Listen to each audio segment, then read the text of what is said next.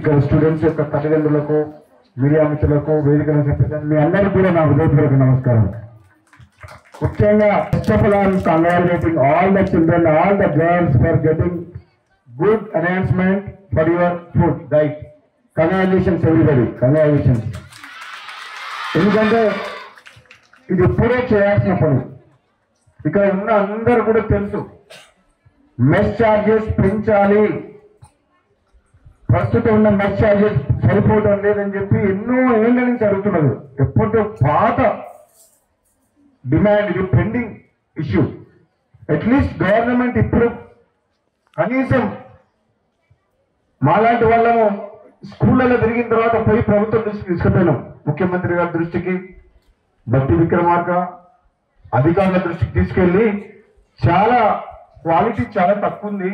ఆ పిల్లల ఆరోగ్యం చూస్తే, పిల్లలు చిన్న వయసులో మంచి ఫుడ్ తీసుకుంటే, పోషకాలను తీసుకుంటే ఆరోగ్యంగా ఉంటారు, బలంగా ఉంటారు, ఫిజికల్ ఫిట్నెస్ ఉంటుంది. లేకపోతే వాళ్ళు ఫ్యూచర్లో మళ్ళా హెల్దీగా ఉండరని చెప్పేసి చాలా సందర్భాల్లో నేను చెప్పడం జరిగింది.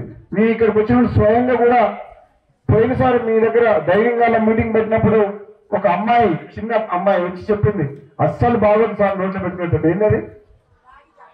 రాగి జావ. ఏరా అమ్మాయి పేరు? ఏం పేరు? ఇంద్ర. నువ్వేనా చెప్పిందా? ఏం పేరు? అప్పటికిప్పటికి ఇంకా బక్కగా అసలు బాగాలేదా?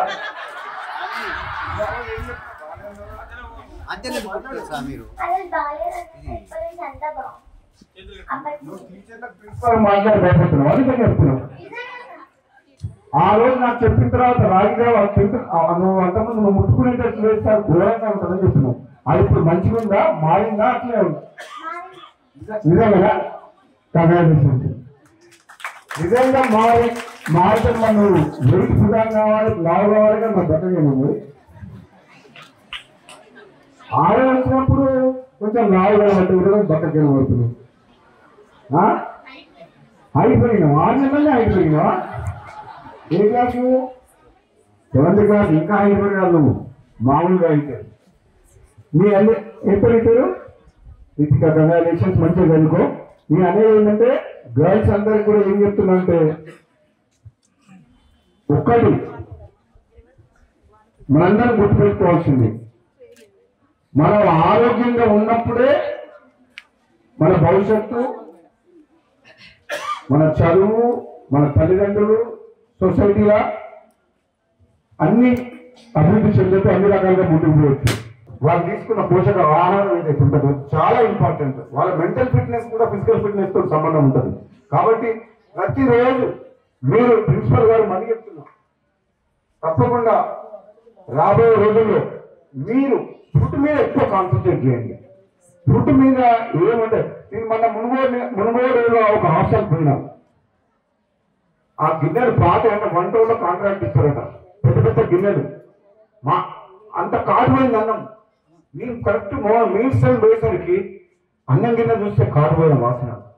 అదే మన ఇంట్లో మీరు ఇంట్లో తింటామా కాటుపోయినా? మన పిల్లలకు మనం పెడితే తింటారా? కొడతారు మనని. గిన్నె ప్లేట్ తీసి ఇసుకు కొడతారు. అదే మన ఇంట్లో మన పిల్లలు పెడితే ఊగుంటారా కాటుపోయినా? నాకు చాలా బాగా అనిపించింది. ఇదే పెడతారా అంటే ఏం చేయాలి సార్, ఇది కాడిపోయినా. అందరికి ప్రిన్సిపల్కు అందరికి వాసన చూపించింది. కాడిపోయింది, ఒప్పుకుంటుండ్రు. వంట చేసినా ఒప్పుకుంటుంది. నా తప్పని గిన్నె పచ్చగా ఉంది, అది మాడిపోయిందని అంటుంది. పెరుగు చూస్తే పుల్లగా, పప్పులాగా లేదు, అది పచ్చిపుట్టు లాగా ఉంది, పలుసగా ఉంది. ఇంకా ఇట్లా ఉంటే ఏం మెచ్చుకోవాలి? నాకు ఎక్కడికైనా పోతే ఈ స్కూల్ ప్రిన్సిపల్, టీచర్లు శాలువలు కప్పుతున్నాను. నాకు దండం పెట్టాను, శాలువలు కప్పకూడదు కానీ పిల్లలకన్నా మంచి మంచిగా పెట్టుకుందని చెప్తున్నాను. నాకే శాలువలు కప్పుతుంది. మీరు చేయాల్సిన పని ఏం చేయాలి? నాకు శాలువలు కప్పకండి, నాకు సన్మానం చేయకండి.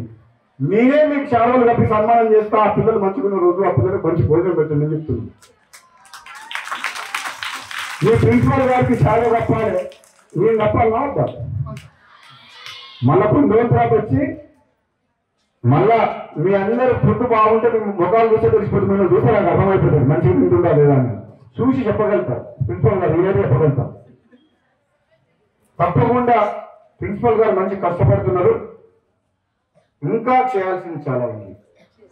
నేను అందరికి చెప్తున్నా, ఇక్కడ టీచర్స్ అందరూ, నాన్ టీచింగ్ స్టాఫ్ అందరూ చెప్తున్నారు, చేస్తున్నాం, కష్టపడుతున్నాం. కానీ నేను మన దేశం కాదు, ప్రపంచ దేశాలు ఎన్నో తిరిగిన.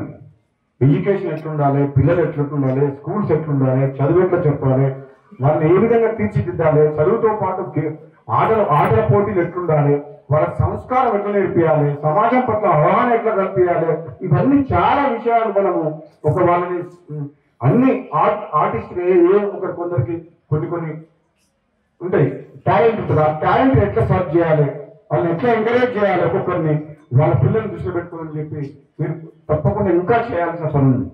ఎందుకంటే ఇంకా మనము ఎన్ని పదవులున్నా, ఎంత ఆడుతున్నా ఆరోగ్యం మించింది లేదు. అందుకనే ఆరోగ్యం మంచిగా ఉండాలంటే మనం చేయాల్సింది ఏంటంటే మంచి ఆహారం, పోషకమైన ఆహారం తీసుకోవాలి. ముఖ్యంగా పిల్లల వయసులో మీరు తీసుకున్న మీ బేస్ ఫౌండేషన్, మీరు చిన్నప్పుడు మంచి ఆహారం తీసుకుంటే మీ భవిష్యత్తులో మీకు శారీరకంగా మంచిగా ఉంటుంది. కాబట్టి physical fitness is important for any girl or boy, any student. Physical fitness is number 1. Number 2 is education. అందరూ ఒప్పుకుంటారా? దీనికి అందరూ ఒప్పుకుంటుందా? ఫిజికల్ ఫిట్నెస్ అంటే అది ఎక్కడి నుంచి వస్తుంది? పుట్టు నుంచి. అందరూ మీరు జరగండి. పుట్టు నుంచి వస్తారే జరగండి, పిల్లలకు కనబడాలి కదా.